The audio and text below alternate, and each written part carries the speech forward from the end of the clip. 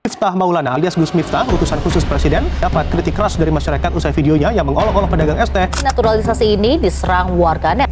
Membawa arah pembicaranya biar agak intelek dikit ya. Pernah nggak lu coba kasih kritik yang sebenarnya buat kebaikan, tapi yang lu dapat malah serangan balik? Atau yang lebih halus, orangnya jadi ngambek terus ghosting. Kenapa sih kritik sering banget dianggap kayak serangan pribadi? Yuk, kita bahas kenapa masyarakat kita sering banget alergi sama kritik. Dan apa yang sebenarnya bikin ini terjadi.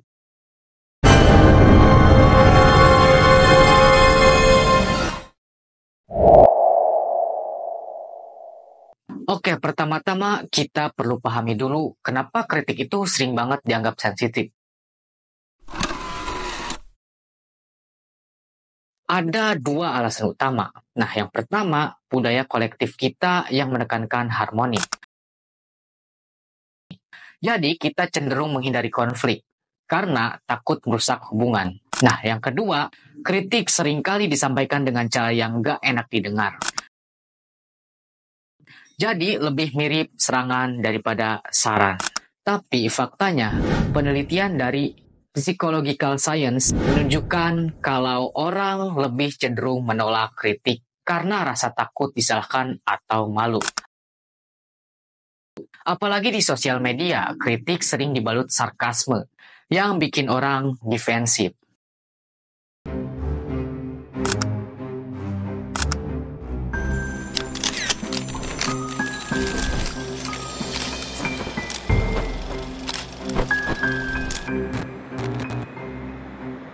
Pernah nggak lo kritik di medsos yang awalnya biasa aja, tapi akhirnya jadi debat panas? Coba share pengalaman kalian di komentar. Tapi ada yang lebih dalam lagi nih.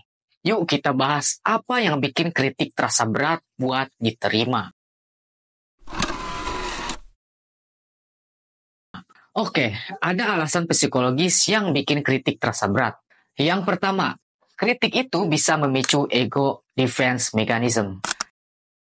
Jadi secara nggak sadar, otak kita itu merasa harus melindungi diri dari rasa bersalah atau malu. Yang kedua, kritik sering menyerang identitas. Misalnya, kritik pekerjaan sering dianggap kritik kepribadian.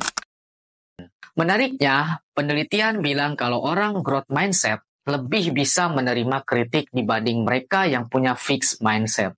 Tapi sayangnya, di masyarakat kita, banyak yang tumbuh dengan pola pikir bahwa kritik adalah bentuk penghakiman, bukan kesempatan untuk belajar.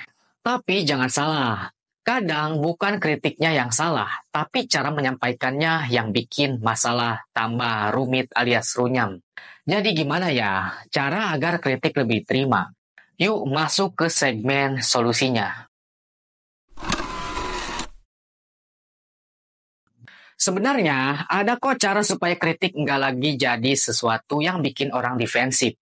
Yang pertama, pakai pendekatan konstruktif criticism. Misalnya, mulai dengan apresiasi sebelum kasih saran. Yang kedua, fokus pada tindakan, bukan orangnya.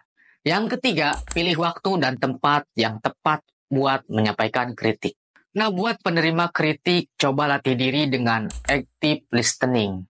Jangan langsung defensif. Tapi coba dengar dulu sampai selesai. Dan yang paling penting, normalisasi menerima kritik sebagai bentuk kepedulian, bukan serangan.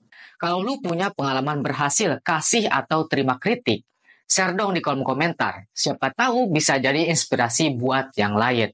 Dan akhirnya, mari kita simpulkan kenapa ini penting banget untuk kita bahas. Jadi, sulitnya menerima kritik itu nggak cuma masalah personal, tapi juga budaya dan cara kita tumbuh sebagai masyarakat.